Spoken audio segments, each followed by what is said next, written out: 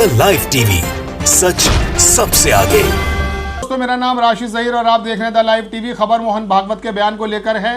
परेशानी में है आरएसएस और भाजपा।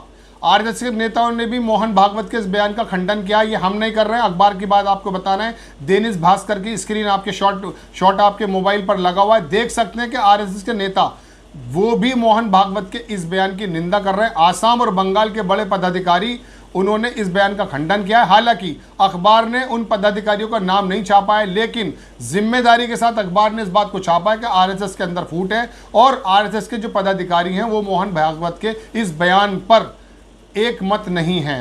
होंगे भी इस वजह से नहीं, चूंकि आरएसएस की आज तक की जो इतिहास रहा है, उनकी जो आइडियोलॉजी रही है वो दो वर्गों को बांटने की है, हिंदुत्व की है। और भारतीय जनता पार्टी इसी हिंदुत्व के नाते, इसी आरएसएस की ज़मीन बनाने के नाते सत्ता में आई है। और अब चूंकि 5 प्रदेशों के अंदर चुनाव है, भारतीय जनता पार्टी के और आरएसएस के बीच में भी इस बयान से एक बीच में डिस्टेंस इसलिए पैदा हो गए हैं कि वो जो हिंदुत्व को पैदा करके जो अपनी आइडियोलॉजी को, जो बांटने की आइडियोलॉजी है, हिंदू मुस्लिम करके जो चुनाव जीतती है, उसमें ये बयान उनके आड़े आ रहा है। उनके लिए टेढ़ी खीर है ये बयान। अभी तक हालांकि भारतीय जनता पार्टी का कोई आधिकारिक बयान नहीं आया है, लेकिन उसके नेताओं के अंदर भी ये समझ नहीं आ रहा कि मोहन भागवत के इस बयान को वो किस तरह से डिफेंड करें और किस तरह से उन वोटर्स में जाएं जिनको हिंदुत्व की भावना पैदा करके वो वोट हासिल करते हैं। अब जब वो ये बात सुनने को मिलते हैं कि आरएसएस की तरफ से ये बयान आया है कि हिंदू और मुसलमानों का डीएनए एक है और मॉब लिंचिंग की कोई जगह नहीं है, इस तरह का बयान आता तो जो मॉब लिंचिंग जहां पर जिन प्रदेशों में हो रही है, जो भारतीय जनता पार्टी के सरकार बनी हुई है, वहां पर उनके पास कोई जवाब नहीं है। बहरहाल इन बातों में से बड़ी खबर हम आपको बता रहे हैं कि भारतीय जनता पार्टी ही नहीं, आरएसएस के बड़े बड़े पदाधिकारी भी पसोपेश में है, परेशानी में है कि किस तरह से मोहन भागवत के इस बयान को वो सार्थक साबित करें। हालांकि अब उनके नेताओं ने नाराजगी जाहिर करनी शुरू कर दी है। जैसा कि हमने आपको बताया कि आसाम के अंदर बड़ी मेहनत की थी और बंगाल के अंदर नेताओं ने बड़ी मेहनत की थी, रिजल्ट उनको मिल नहीं पाया था, लेकिन मोहन भागवत के इस बयान से उन्होंने इनकार किया है, निंदा की है और इसके साथ वो खड़े होने को मना कर रहे हैं। ये खबर है दैनिक भास्कर की, जो हमने आपको बताया। अब इसकी आइडियोलॉजी क्या है और विपक्षी पार्टियों ने किस तरह से निशाना साधा है और भारतीय जनता पार्टी का चेहरा जो चुप है, जबान जो चुप है, उसकी वजह क्या है, वो हम बहुत कम शब्दों में आपको बता देते हैं। पहली बात, 1 से 1.5 मिनट में आपको ये बता दिया जाएगा कि भारतीय जनता आरएसएस की जो आइडियोलॉजी वो क्या है। देखिए, चंद बात आपको बता देता हूं कि आरएसएस के एक संस्थापक प्रमुख रहे हैं जिनका नाम था गुरु गोलवरकर।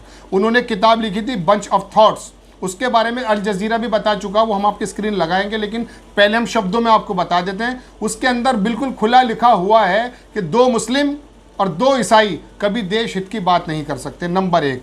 दूसरी बात, उसी किताब में अंदर लिखा है, इसमें गोलवरकर, जिसको गुरु गोलवरकर बोला जाता है और बहुत ज़्यादा श्रद्धार प्रधानमंत्री नरेंद्र मोदी भी अपने उसको प्रेरणा स्रोत मानते हैं, उन्होंने इस किताब में क्या लिखा वो सुनिए। आपको याद होगा कि हिटलर ने जर्मनी में यहूदियों को एक गैस बॉयलर में डालकर मार दिया था। इस बात से प्रेरित होकर गुरु गोलवरकर ने इस किताब में ये लिखा कि we should learn from this type of incidents, मतलब हमें भी इस वाले इंसिडेंट से कुछ सीखना चाहिए। यानी कि वो मुस्लिम्स के बारे में, ईसाइयों के बारे में और कम्युनिस्टों के बारे में क्या बात कहते हैं वो हम आपको बता रहे हैं, लेकिन यहूदियों ने जो यहूदियों का जो नरसंहार किया था हिटलर ने, उस बात की कहीं ना कहीं तारीफ करते हुए उन्होंने कहा कि इस बारे में हमें यहाँ पर भी सोचना चाहिए कि ये वाला काम हम कैसे कर सकते हैं। काम का शब्द मैं कह रहा हूँ, उन्होंने प्रेरणा की बात कही थी, यानी कि उस एक्ट को जिसमें पूरी दुनिया की इंसानियत पर एक धब्बा है और पूरी दुनिया हिटलर को हिटलर इसलिए कहती है कि उसने यहूदियों को एक गैस चैम्बर में डाल करके मार दिया था। इस तरह के इंसिडेंट से यदि गुरु गोलवरकर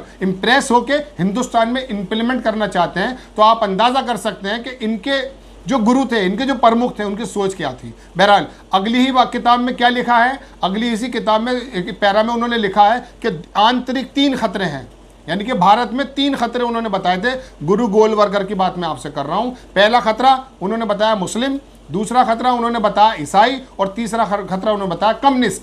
ईसाइयों के बारे में उन्होंने कहा कि ब्लड सकर हैं, यानी कि खून चूसने वाले लोग हैं।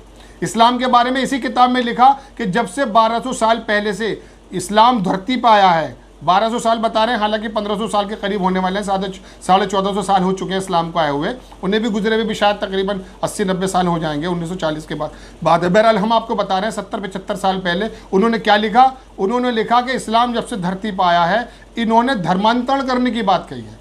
पूरी दुनिया में आप जानते हैं कि पूरी दुनिया में किसी भी इंसान को आज के वक्त में ज़बरदस्ती उसके धर्म से नहीं हटाया जा सकता, उसके जो सिद्धांत है उससे नहीं हटाया जा सकता। अब कहने का मतलब यह है कि इस तरह की जो बातें उस किताब में लिखी हैं, हालांकि एक बात मैं आपको बता दूं कि इस किताब में जो ये बातें लिखी हैं, इनके जो राम माधव एक नेता हैं, अल जजीरा पे हम आपको लगा देते हैं। अब उन्होंने इस बात का इनकार किया था, लेकिन जो एंकर था वहाँ अल जजीरा का, उसने शब्द बिल्कुल हू बहू इस तरह से बताया है। आप देख सकते हैं, पढ़ भी सकते हैं जूम करके कि उसने 3 बातें पूछी कि ऐसा नहीं है। किताब में आप देख सकते हैं इसका दूसरा वर्जन जो 1966 में छपा था, उसमें भी यही लिखा है जो हमने आपको बताया है कि ईसाइयों को बिलट सकर बताया, मुसलमानों को इस तरह से बताया जैसे मैंने आपको बताया कि 1200 साल पहले धरती पर आए और इनका काम धर्मांतरण है, और यहूदियों को लेकर के जो नरसंहार हिटलर ने किया था, ये तो आइडियोलॉजी है। अब सुन लीजिए विपक्ष किस तरह से हमलावर हुआ है। मोहन भागवत के हालांकि इस बयान की कुछ मुस्लिमों में हल्का सा एक्सेप्टेबल था कि एक अच्छी बात कही गई है, हालांकि ये बात कितना नरसंहार और कितना ज़्यादा उत्पीड़न के बाद आई है निकल करके, ये तो आप सहज अंदाज़ा कर सकते हैं। हिंदू मुसलमान के बीच की जो दूरियां हैं, इस आरएसएस और भारतीय जनता पार्टी ने जिस तरह से डिस्टेंसेस किए हैं, ये सारी पार्टियों के लोगों का कहना है, हमारा कहना नहीं है। हम बता रहे हैं आपको कि तमाम पार्टियों के जो अक्सर प्रवक्ता हैं इस बात को कहते हैं कि बांटने की राजनीति ये लोग करते हैं। अब उसके अंदर सबसे पहले तो आप बयान हम लगा देते हैं। मायावती जो उत्तर प्रदेश की बहुजन समाज पार्टी की है, उन्होंने भागवत के इस बयान को लेकर कहा कि मुंह में राम और बगल में छुरी।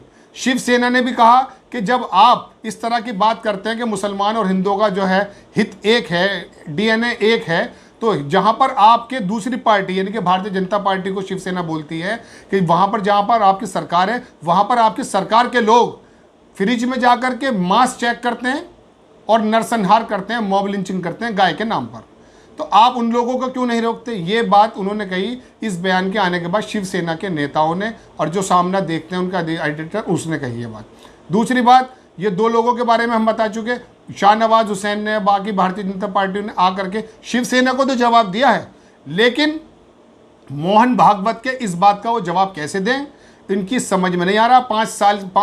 5 जगह प्रदेशों में चुनाव होने वाले हैं और इस बयान से भारतीय जनता पार्टी की राह आसान नहीं है, चूंकि वो तो उसके नेता तो पॉपुलेशन की बात करते हैं, उसके नेता तो मंदिर की बात करते हैं, उसके नेता तो मॉब लिंचिंग की बात करते हैं, गाय की बात करते हैं। अब इलेक्शन जैसे जैसे उत्तर प्रदेश में भी करीब आ रहा है, इस तरह के मुद्दे निकलते जा रहे हैं। आपको मालूम पॉपुलेशन का मुद्दा खड़ा हो गया। ऐसे में भागवत का बयान जब ये आता है तो पता ये चलता कि इन्हें बड़ी असहज महसूस होती है, उस समय ये समझ नहीं पाते। हालांकि मोहन भागवत का ये पहला बयान in front of the RSS और भाजपा ज़्यादा एक्सेप्टेबल नहीं है। पहले भी एक बार ये रिजर्वेशन के बारे में बयान दे चुके हैं, हम आपकी स्क्रिप्ट लगा देते हैं। 2015 में भी इन्होंने कहा था, हालांकि उसका खंडन बाद में भारतीय आरएसएस के नेताओं ने कहा कि रिजर्वेशन जाति के आधार पर नहीं होना चाहिए, सामाजिक जो गिरावट है उसके आधार पर होना चाहिए, ये कहा था इन्होंने।